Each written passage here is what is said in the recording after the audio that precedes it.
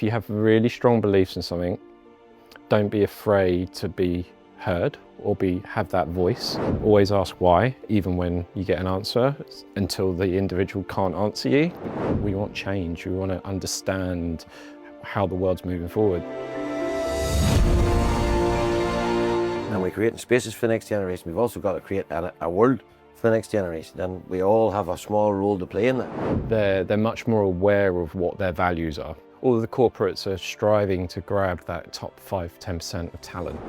It's about having that kind of sense of kind of belonging, and actually not just a number, and what actually they align to, and it's not necessarily the paycheck. There isn't like a cookie cutter approach. Every project we do is unique, right? And I think that's one of the great things about MCM.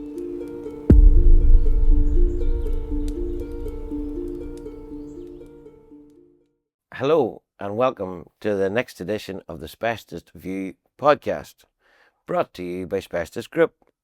I will be your host, as usual, Kieran O'Hagan, and throughout the series we've been taking the opportunity to talk to industry leaders and associates to understand what their constraints are and how we could do things better to build a better future for us and the generations coming behind us.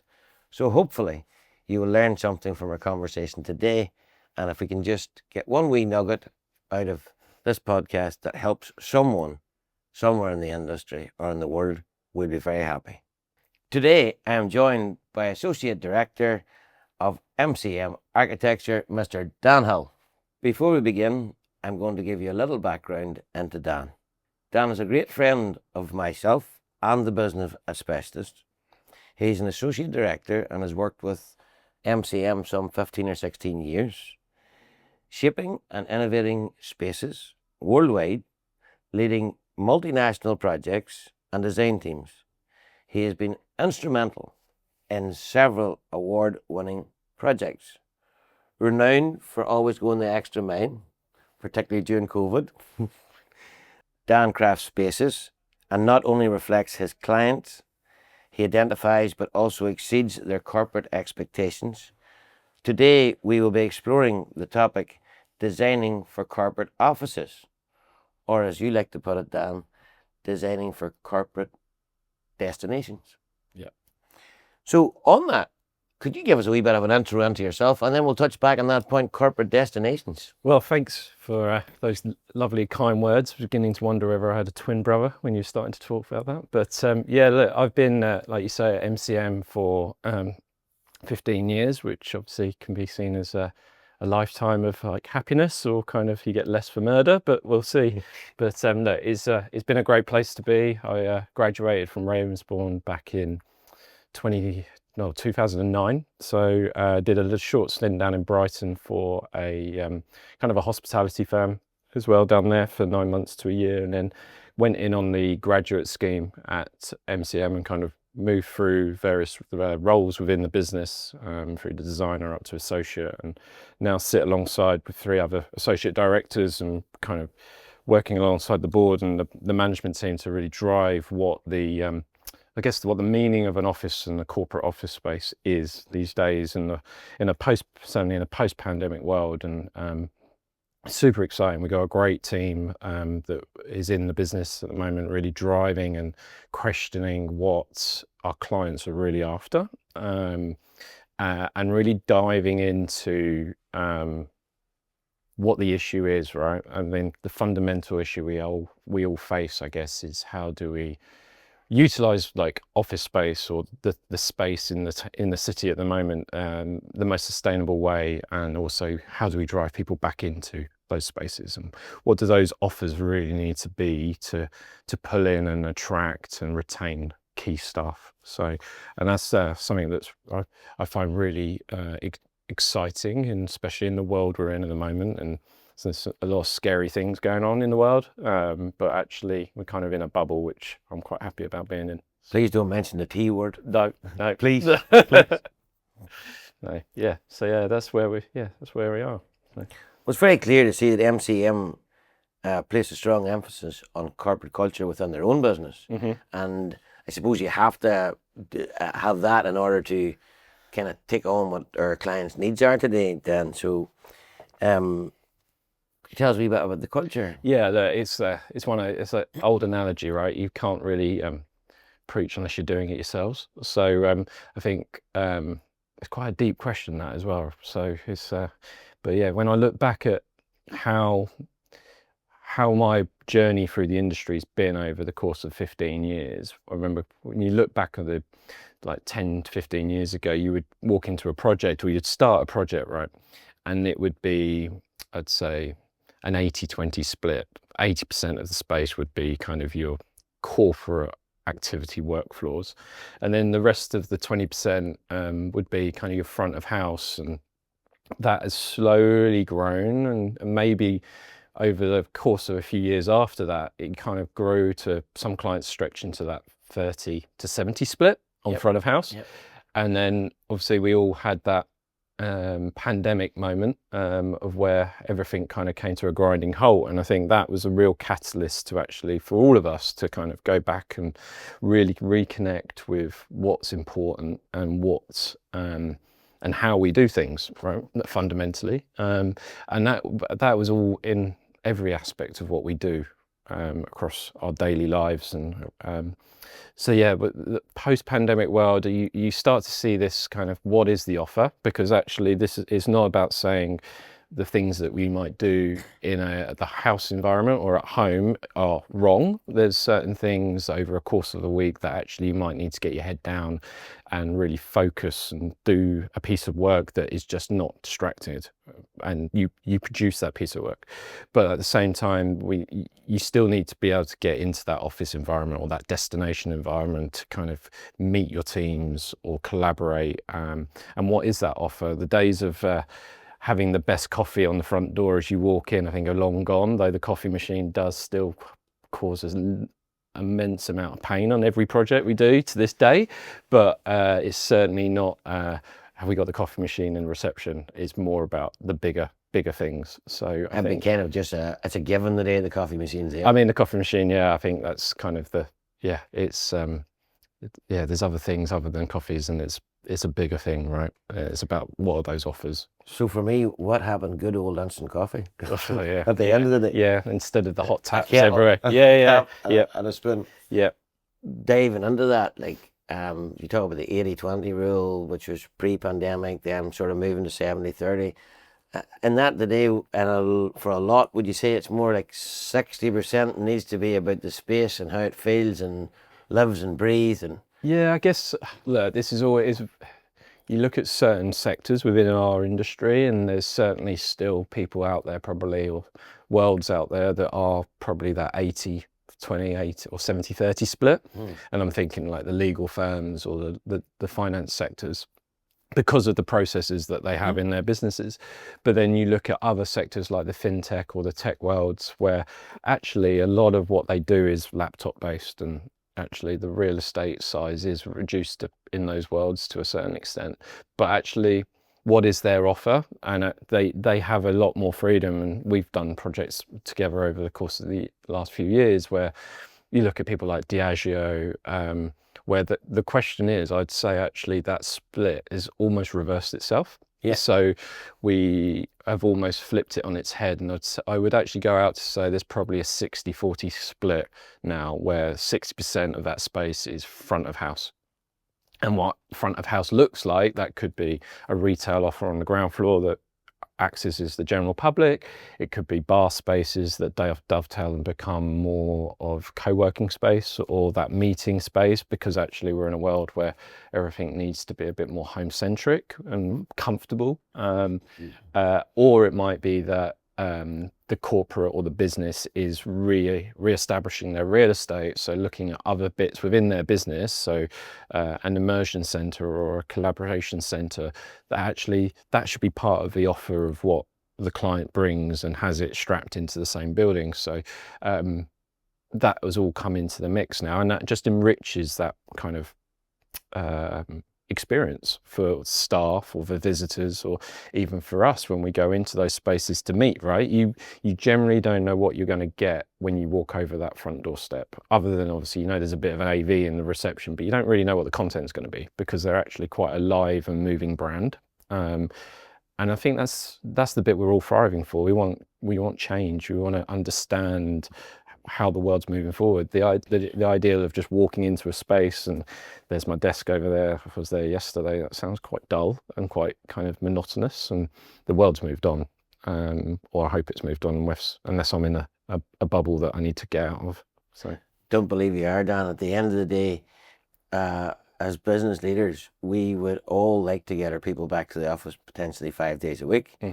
But I know we do know, in order to do that, we've got to create the right space, the right environment, more than anything, to have that culture move forward. And I think that's the big shift. It's like creating that right environment. I think you said earlier on in our conversation we were having before maybe we went on screen, that we have tea stations everywhere, we have coffee machines everywhere. Yes, we can do different things with tea stations. You can bring in more sustainable materials, but a tea station generally is a tea station, and there's an expectation it'll be in every office floor or two per floor, depending on size. But it's maybe the added extras, like where it's the gym and the health and well-being room, where it's, that it feels a wee bit more homely. Yeah, and what's the differentiator, right? So all of the corporates are striving to grab that top 5-10% of talent.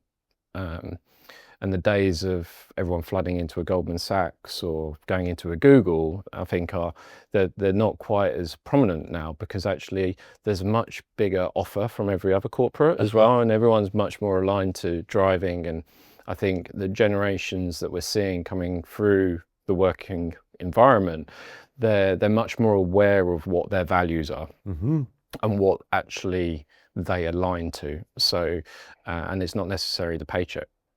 And actually, and it all feeds into it as well. So actually, what else can I get from being in that space? Because actually, we spend more time there, rightly or wrongly, than in our own personal homes.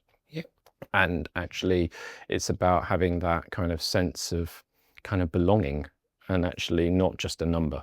And I think providing some of those spaces like you touched on, like bars, or whether it's a well-being studio on a top floor that provides yoga or a fitness regime across a week, that enables not only like better well-being for the staff, but also it means that from a corporate perspective, they can also offer that, but they're still utilizing their staff in the best way, so they're feeling energized. Actually, they go back down to the working floor or the hub spaces, and they carry on their day visit or day work, right? But they're in a better mental well-being state. So and I think that's one of the biggest shifts. I think it's certainly since the pandemic, and that boils all the way through even before we get involved, right? So we're obviously a Cat B design firm. And we do developer work as well in the background. And the day, I remember it's also similar for them, right? So you go back 10 years, it was, are the end of trip facilities up to scratch? Where can I put my bike? Where can I get a shower? And actually, is there more now? Landlords need to offer more than just a bike rack. And it's going all the way through to, do I need a gym space that straps on as part of the offer? Where do I park my bike? Or is it even more than that? And I think every aspect of what we do has got this kind of lens over it, and about offering more and more, just to make sure that everything works and keeps giving back. So. Yeah, and given the industry that we are in construction, like there's quite a high rate of mental health issues within it. So you touched there on like the well-being spaces on the top floor and so on. Like there's a lot more of that coming on even to our small business, where we would be providing coaching, where we've just ran a course there for the ladies within the business on pre-menopause and stuff. And like that almost would have been, you wouldn't have heard of that like 5 years ago. Yeah.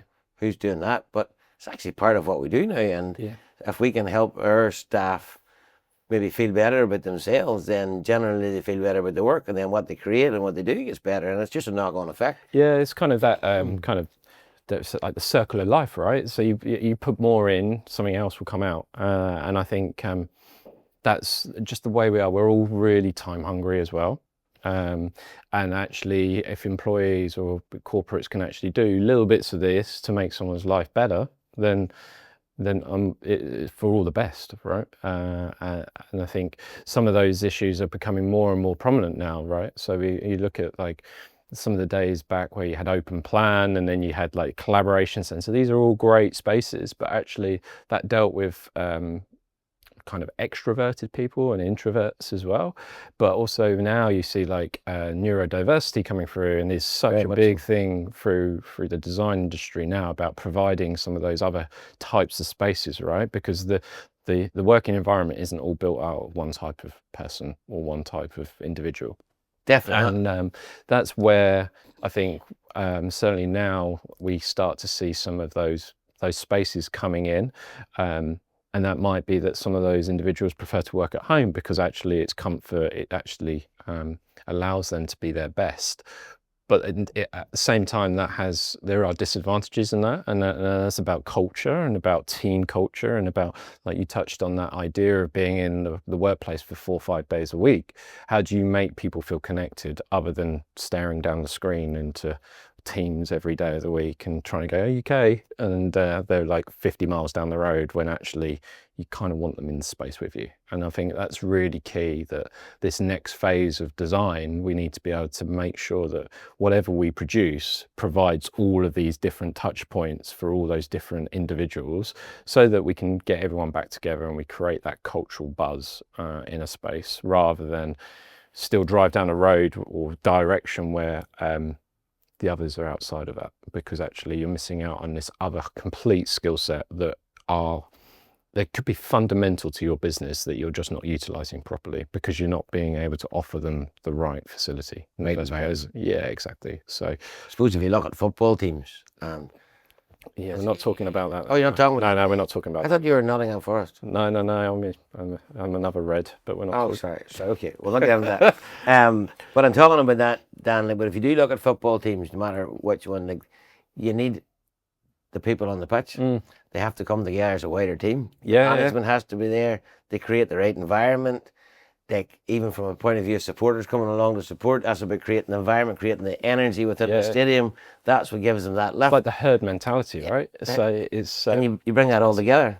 So what our job now is to find out how we can get, for want of a better word, the herd mentality all back together and get that energy going within the spaces that we work in. Yeah. I think that all ultimately starts with the client wanting to get to that spot. Then it starts with you or a design team understanding where they want to get to. And I was leading in from that, I would ask the question of, like, how do you kind of immerse yourself in, you're working for different clients with different outcomes and expectations, but how do you personally immerse yourself in their culture to understand? I imagine you need that there to understand where you're going next. Yeah, I guess it's I look back and you would always do like the day in the life of, like, or shadowing as it was like back in the day, right? So I remember doing a job for Double Negative years ago, and we'd go in and we'd watch the editors for hours at a time, and you think at the time that was great, that was how it was kind of looked at then, but obviously that was very focused around an individual for one, maybe a job role as well, and then you look at the scale of that business of like 1,000 people and you think actually that's not really capturing the overall kind of culture or what's going on. But whereas now it's much more about kind of creating that group of representatives within the business, and cutting through the business as a vertical, right? So you have a graduate as part of the kind of client team, right? And then you build that up across all of the business, from the head of finance, real estate, maybe the graduates, all come together to create this kind of nucleus of client. And then there's an element of shining up a mirror to them and saying, so you actually reflect back to them what we understand of them. Yeah. And then identifying some of those issues or the problems within, or their problems that they're finding within how they think. Because like clients might think they're one thing, but actually when you replay it back to them, they could be something completely different, but in their head they see themselves as another type. a bit like 360 feedback. Yeah, exactly. And then building up that story, playing that back, and then really driving through some of that look and feel, showing them other opportunities as well, and what the markets or some of their competitors doing. We're doing a project at the moment where they need to re-establish their kind of brand presence, Okay. because their competitors around the world are kind of jumping ahead of them. And that piece is around, so what is the brand and what is the image that you want to portray? Is it the corporate or is it something else? So we build that story up and play that back to them.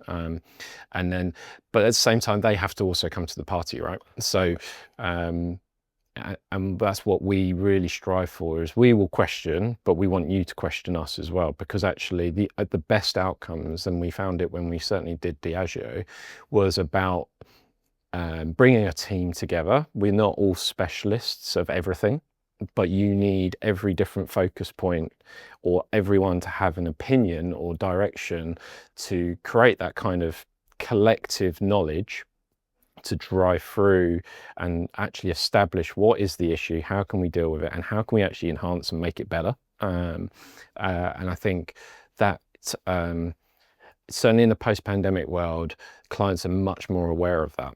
And I think that's because of the drive to retain, attract staff, and the knowledge that if they don't do something, they're going to have this issue for a period of time.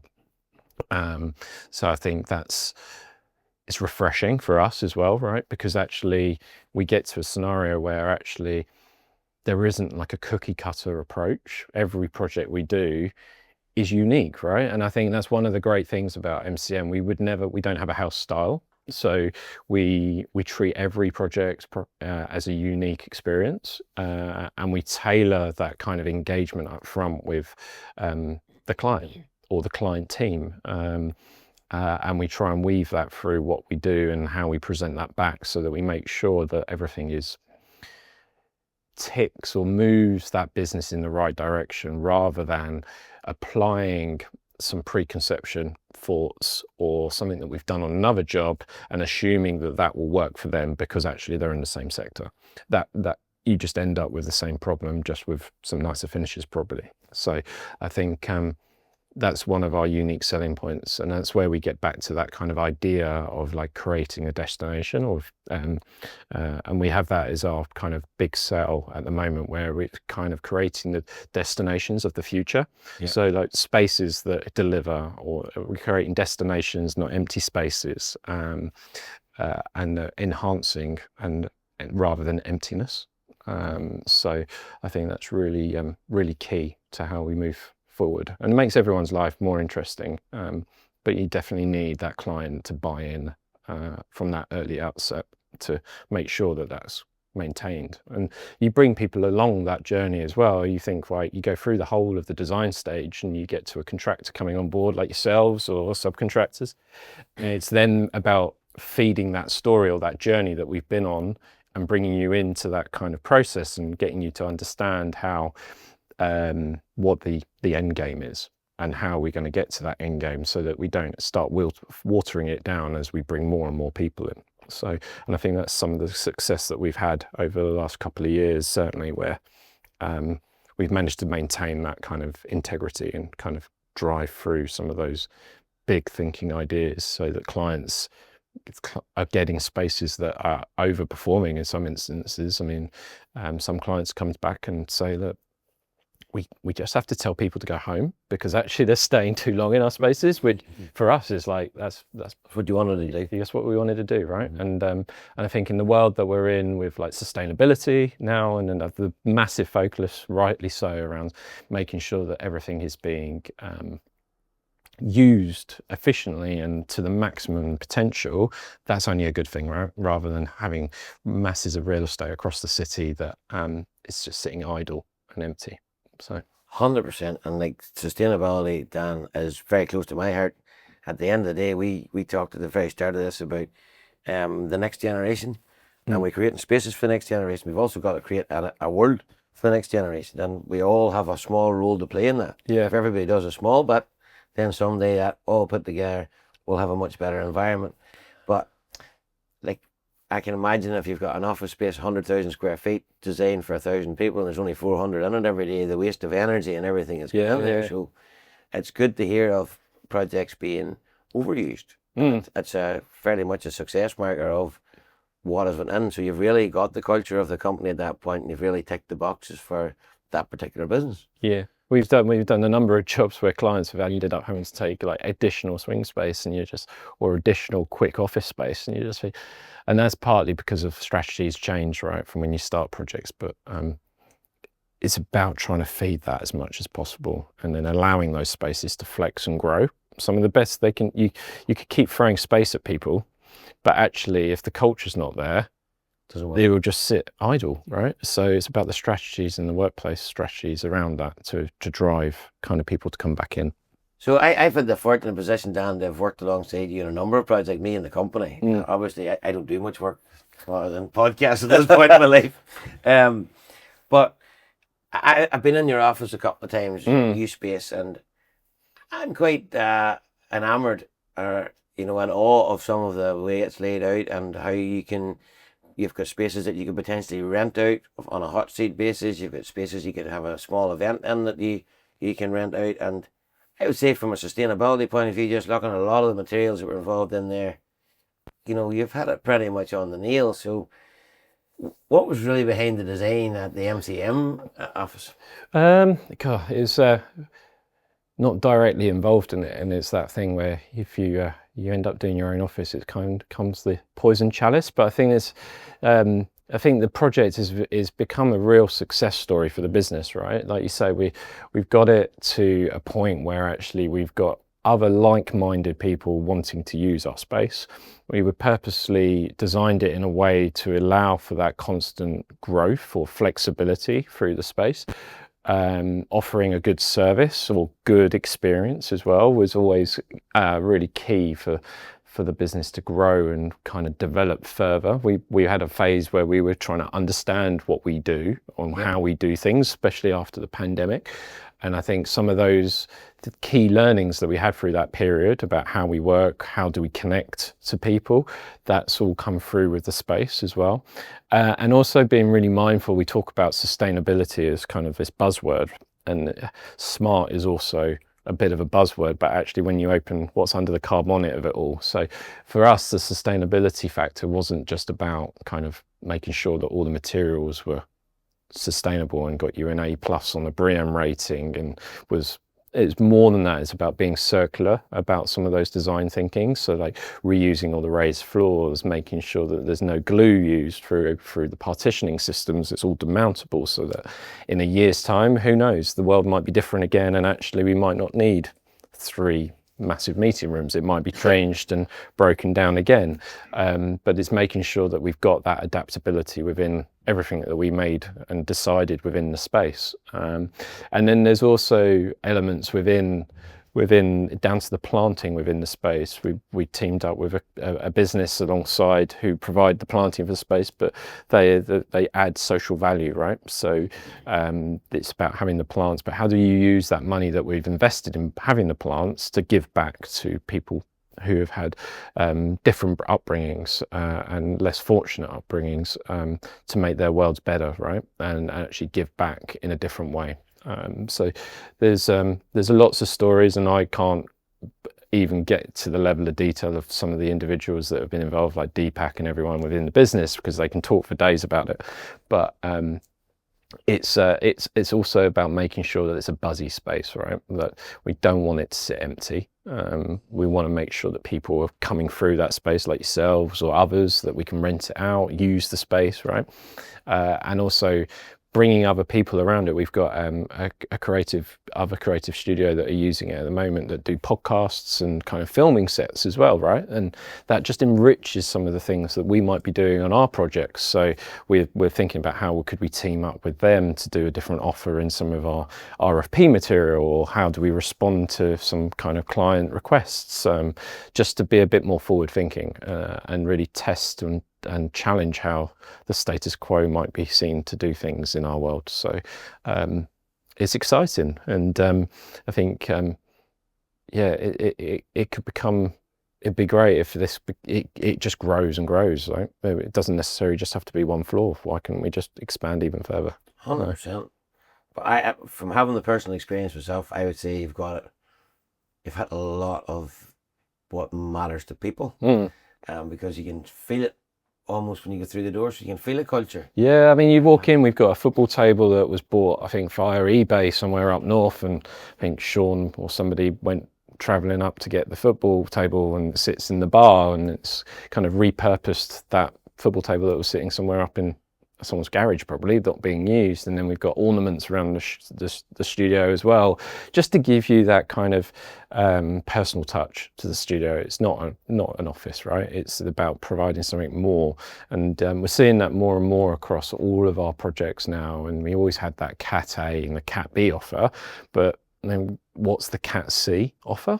So how do you personalize a space? So we put a bookcase into a piece of, I don't know, a lounge area, and in an older world, should we say, we would put the bookcase in, and the client say, I'll sort that out. I'll go and tailor that with some books. And then you come back a month later and there's like a couple of books dotted on one or two shelves. They don't really mean anything, and it just looks awful. Whereas now in the spaces that we're creating, it's about what other things do we need to offer as part of our design service to kind of really make it feel personal to that client. So yeah, the Cat C is definitely a new and growing thing that most of our jobs, we've had a couple of projects recently where the clients come back and goes, can you just give us kind of fees to do Cat C work, and kind of really tailor it or support us with how can we bring artwork into the space and make it feel really homely. So we're very conscious of that within our space as well. So very evident, very well done to the team that designed it and delivered it. Yeah, no, unfortunately, we weren't on the joinery journey, but suppose fine. you wanted something a bit better. Yeah, no, I think yeah, it's been really good for us. As the industry moves forward for more sustainable solutions, what innovations or materials do you see shaping the future of design, Dan? I think it was one you touched on it on one of your previous podcasts, which has kind of really stuck to me. And I think when you look at sustainability, like we say, it's kind of a buzzword, but actually what are the key principles behind it?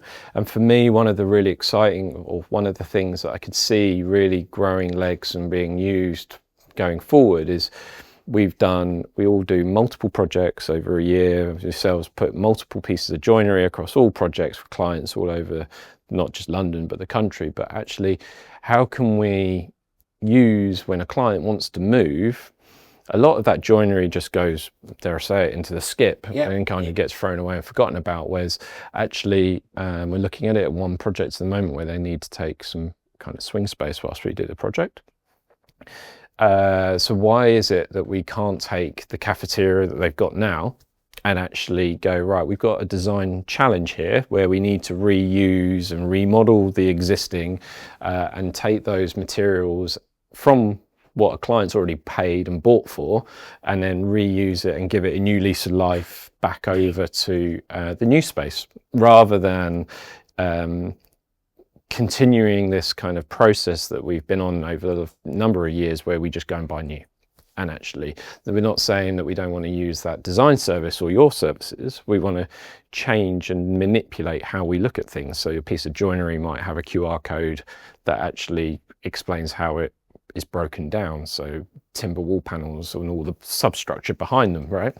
The miles of substructure that is probably just thrown in the skip or burned down, why couldn't that be taken down by a client and going, right, we need to put wall paneling into our new one? Could we use all of the old wall paneling and use it as framework to then restructure the new design? And I think that's the level of sustainability that I would love to see going forward within projects, so that actually we try and change and reverse that kind of impact that we're all having on a daily basis, and really push that creative thinking to the next level. It's not to say that projects can't have brand new joinery, for example, but maybe it's about having smaller pieces of cake, but actually reusing large portions of older stuff. So, well, of course, we all need new in the world.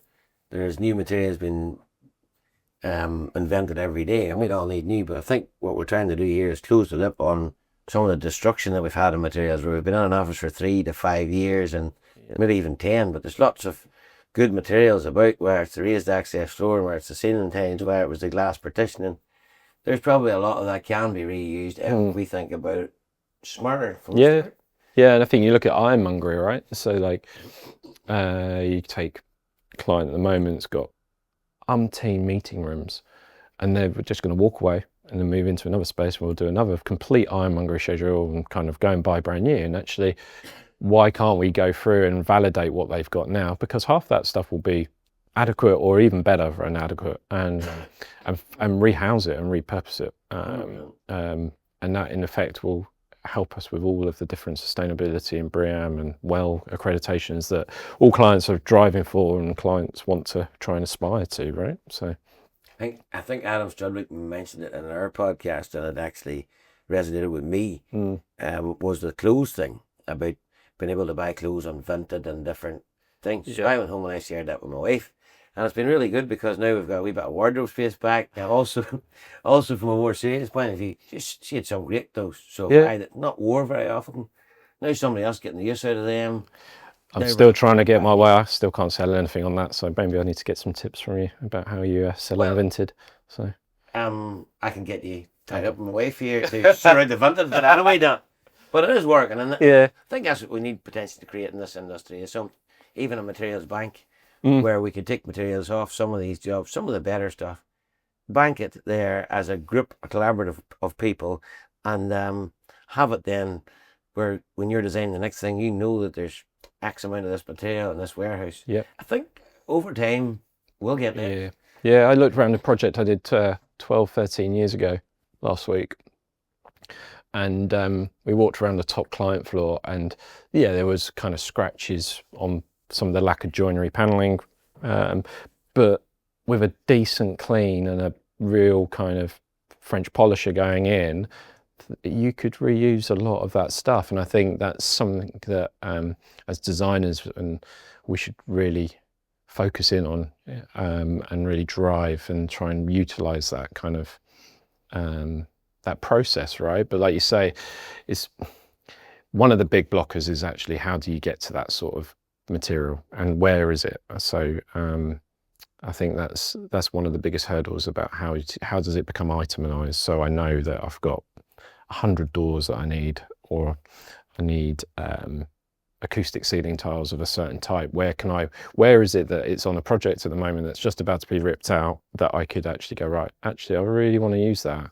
but I don't necessarily want to buy it brand new again, but it's in perfectly good condition to lift across from another client or another project. So I think that's something really interesting about that, which would be good to kind of drive through in the next coming years. I think everybody's doing a bit. It's now a conversation. It's more than conversation.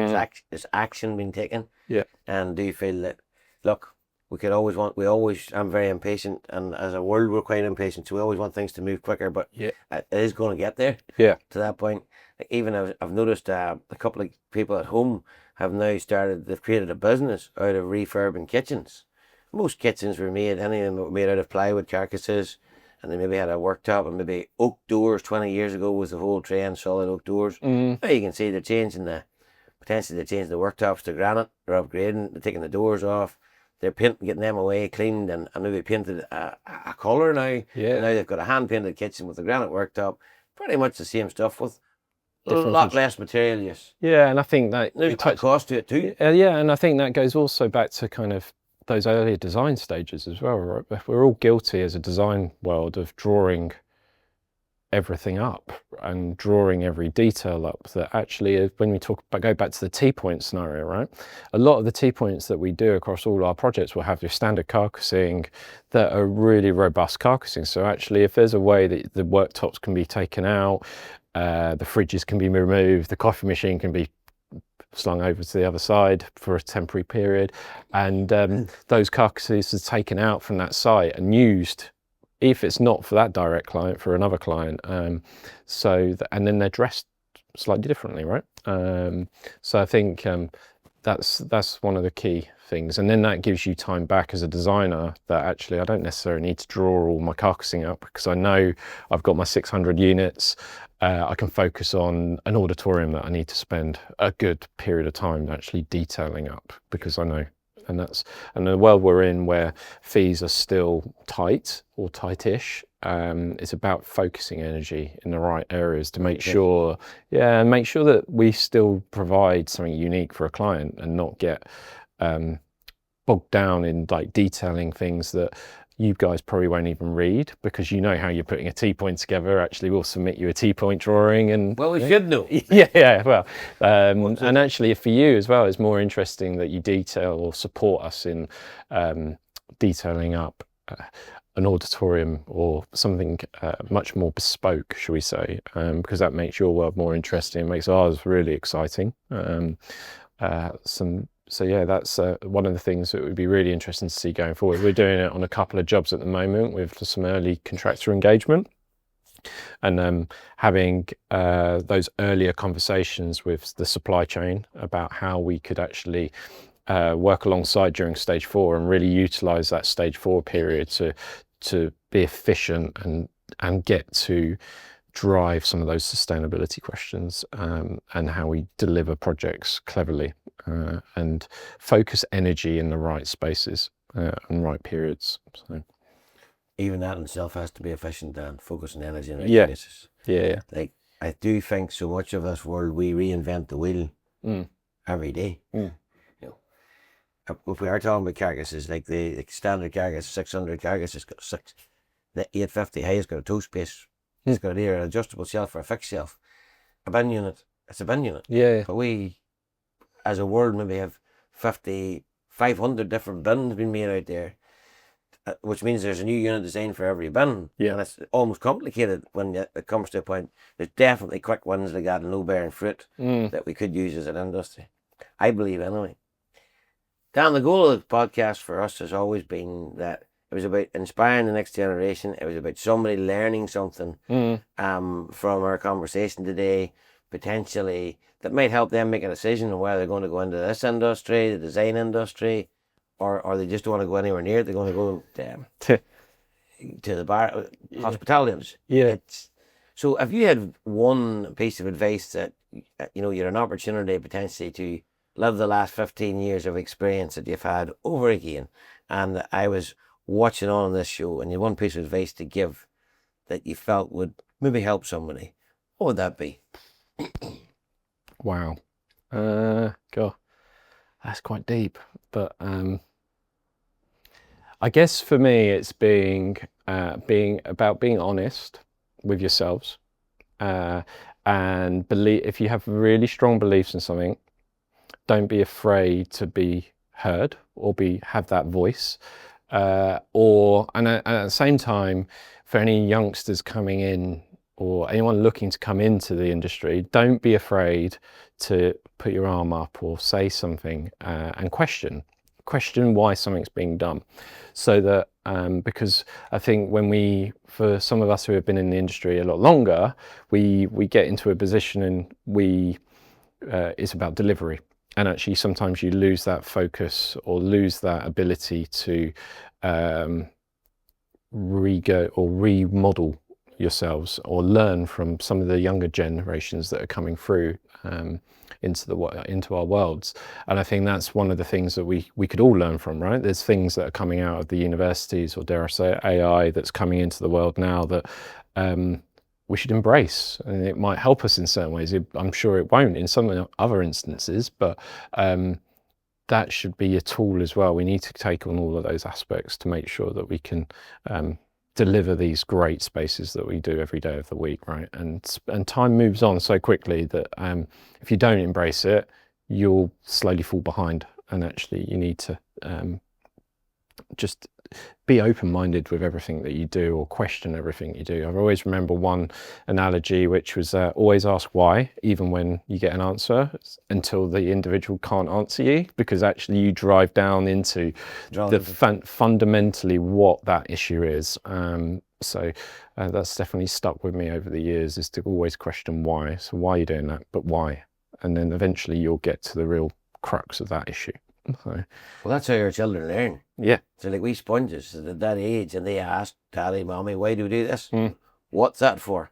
That's how they learn. Yeah. But there's somewhere in there. So I think it's part of life. We're allowed to ask questions, and we go to primary school and we put up our hand and we ask questions. And then there's somewhere in there that we're taught, and maybe even at secondary school level, where it's more like, stop asking silly questions. Mm. And you get told that a few times in your life in that part of your career, and you stop asking questions. Yeah, I think. Disengaged. Yeah, we were talking about just before we came on the recording, and I still think, and there's a lot to be a lot needs to change within our universities, and that is a whole different world of conversation. But there's an element of when, and I was probably guilty of this as well, right? When I left university, is that you're taught that you're going to run the world, and that you're an untouchable, and you're going to walk into a business and you're going to be in charge of everything, and you'll know everything. And actually, it's anything but that. And I think that might be just where some of that kind of questioning needs to come back in, is during that university phase, and questioning what people are doing and why you're doing things, because that will make a massive fundamental difference beyond that point. 100% agree. One of our small things back at home, and even here, is we're trying to bring education and industry in our own way closer. We've been on this journey for 6 or 7 years. And there's other companies on as well, where we're bringing, just trying to educate the education system of what industry actually needs, or what it's changing to look like in the future. But I think we'll not just get into that conversation today, Dan, because we need an R3 podcast to discuss Yeah, that one. I'll let someone else take that on. Yeah, definitely. So at Asbestos, we have a 3-year vision, we have a 10-year moonshot vision we talk about. So our moonshot vision is to be working in 4 different countries in the world, probably New York, Singapore, financial centres, London, to expand on that. It's to have 1,000 employees. It's to have a turnover of 300 million. It's to have given, I think, 10 million to charity, just remembering these things off the top of my head. Yeah. It's all an aspiration. It's a 10-year moonshot, and that's why it's called a moonshot. But what would, then we've distilled that down into a 3-year vision. But for you and the MCM company, what do you see as the sort of the vision for the future? Oh, God, I mean... and is it clearly identified at this stage? Yeah, I think, look, we've always been that kind of niche business, or dare I say it, disruptor within our world. And I think that's one of the things that and I guess we'd need to get others within the business back in on this, but I think it's about maintaining that kind of uniqueness for us. It's not about becoming one of our competitors up to 100, 200 staff, right? Because you lose that, and like we touched on earlier, that human-centric element to a business. One of the real draws that I've always had with the MCM is that ability to have that connection to everything you do. And certainly I've done projects far earlier in my career that I probably would have had a chance to do elsewhere. And I think that's about providing an offer that is really tailored, and I think that's one of the key, and really drives some change, and doing things for the right purposes, not just driving and going, right, we want to be 150 strong in 3 years' time, because that would change the type of business that we are, I think. Whereas actually having a steady size, but doing some amazing work and creating change and doing something different is far better. And that will also mean that the staff are enriched and they buy into a process, and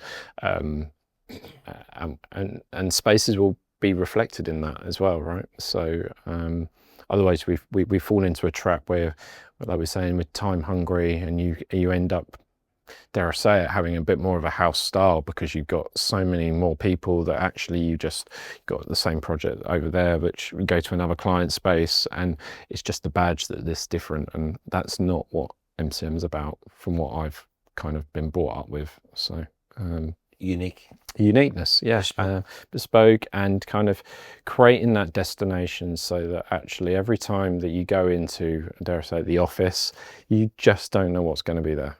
And I think that's the beauty of driving people back and making spaces work a lot harder. So, before we wrap up, And I think I know part of the answer to this question, but obviously you've had a 15-year career in design. You've handled some fairly large scale projects, and I know that you and your team have won some more projects of a mega scale at this moment in time. But Mm.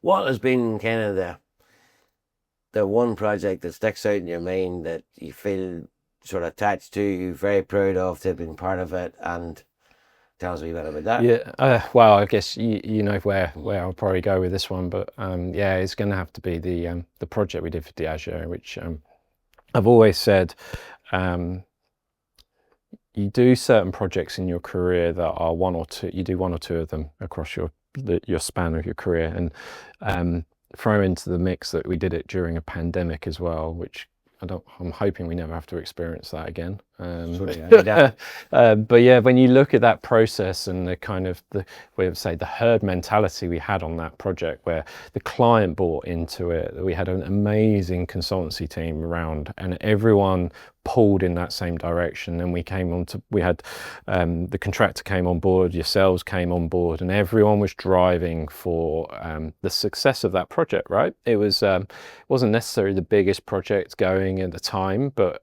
what we managed to squeeze or put into that building really kind of questions how much more we could put in that, and we cut a big hole in it. Right? There's a big staircase and through that space. So I think that's definitely the one. And I look back at that with, there was a lot of blood, sweat and tears in that project for many different reasons. But it was an amazing experience to have, and a really enjoyable kind of set of people to work with, right? And none of these projects that we do, you wink, oh, that was easy, or the projects that are an award winner, which that one was, you think that was quite straightforward, or you don't, and you always have those moments where you end up screaming at somebody, but actually that's because everyone's fighting or trying to achieve the end game, and they care about it, right? So that's right. and then you walk out of site, and when we were on site, absolutely screaming at people. And then you're all in the pub afterwards and you're laughing and joking because actually you're wanting to create something that's just really bespoke and creates change around the industry as well, right? It's a catalyst for others that are after it. Even to last week, we've got clients that are desperate to go and experience it and witness what we've done over there. So that speaks volumes, I think. But yeah, they're not always like that, but you strive to push it that way. So, but well done, Dan. And I suppose I take this opportunity to say thank you very much for joining me on the podcast today. A lot of very insightful information. I found it quite enlightening for myself, and thanks for taking the time out. And hopefully, it's been useful to you, Dan. Yeah, no, thanks for having me. It's been a great chat. Thank you.